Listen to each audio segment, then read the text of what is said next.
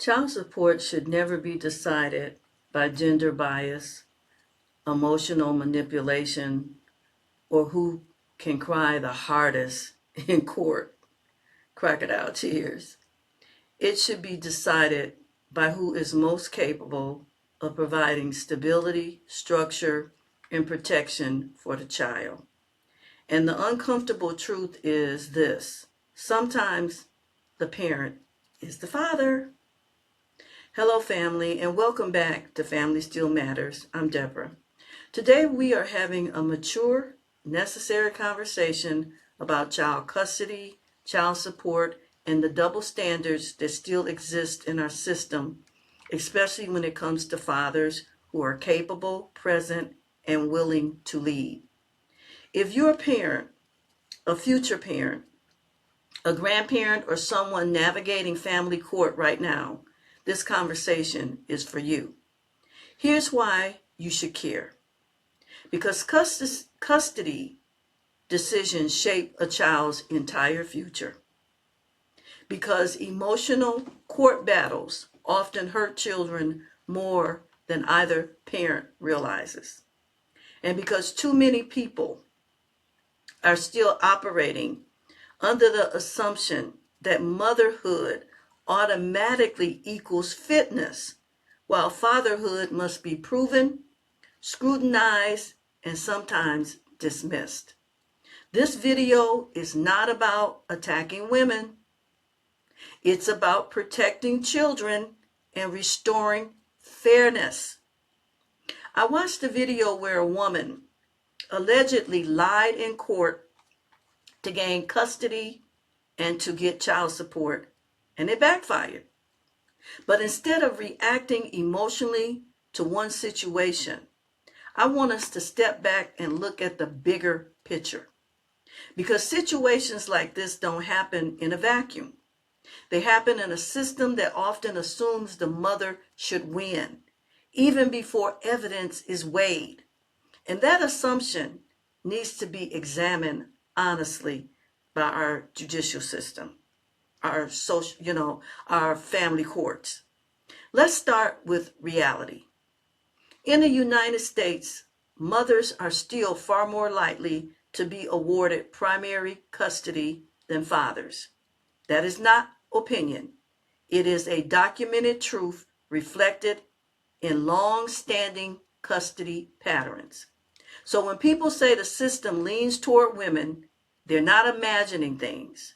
But here's the question no one wants to ask. Is custody being awarded based on what's best for the child or based on what feels culturally familiar? Because familiarity is not the same as fitness. And assuming that a mother is automatically the better parent without examination, stability, discipline, income consistency, emotional regulation, and home structure, it's not justice, it's bias. Now let's talk outcomes. Because intentions don't raise children, environments do. One of the clearest indicators of child stability is poverty risk. Because poverty brings stress, chaos, housing instability, insecurity, and educational disadvantages. National data consistently shows that children living in a father custody home are significantly less likely to live in poverty than children living in a mother custody home. That doesn't mean men love their children more. It means that, on average, father custody homes tend to have more financial and structural stability. And children don't thrive on emotion alone. They thrive on consistency, routine, and predictability. This is not about gender superiority, it's about outcomes.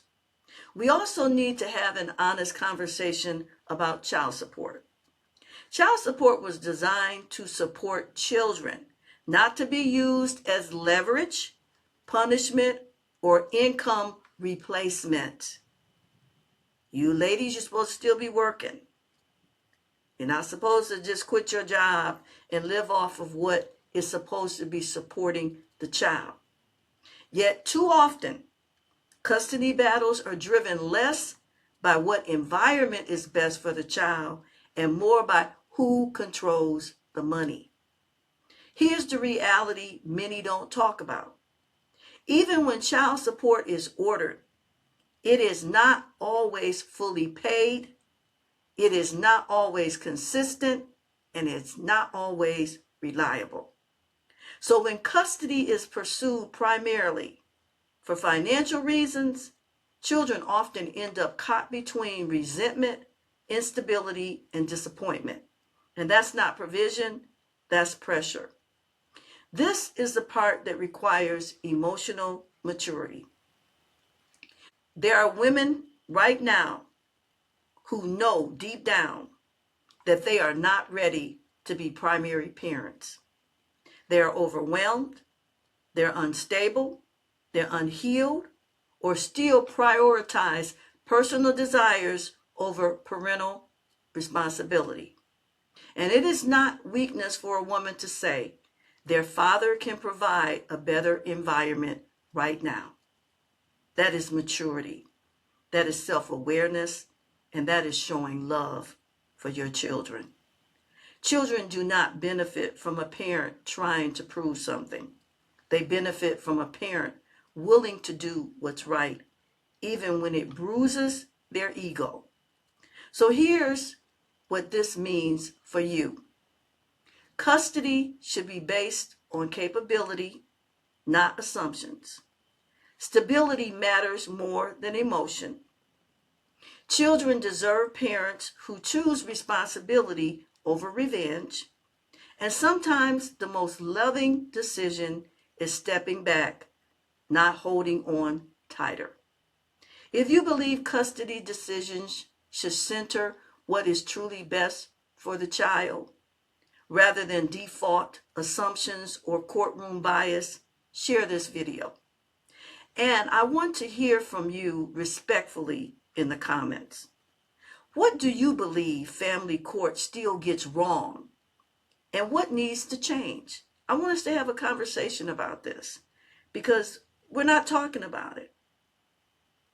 Scripture reminds us, do nothing from selfish ambition or conceit, but in humility, count others more significant than yourselves. That is Philippians 2 and 3, and that is out of the ESV version. That includes putting a child's future above your personal pride. I'm Deborah, and as always, family still matters, and family will always matter. May God richly bless you, and I look forward to seeing you next week. God bless.